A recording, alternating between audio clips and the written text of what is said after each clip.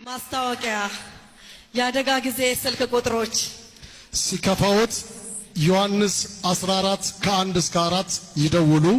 ለኃጢአቶ አንደኛ ዮሐንስ ምዕራፍ 1 ቁጥር 7 ይደውሉ። ሲጨንቆት ማቴዎስ ወንጌል ምዕራፍ 6 ከቁጥር 19 ይደውሉ።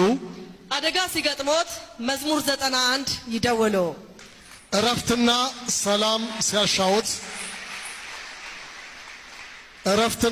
ሰላም ሲያሻዎት ማቴዎስ 11 25 እስከ 30 ይደውሉ። ኪሶ ባዶ ሲሆን መዝሙር 37 ይደውሉ።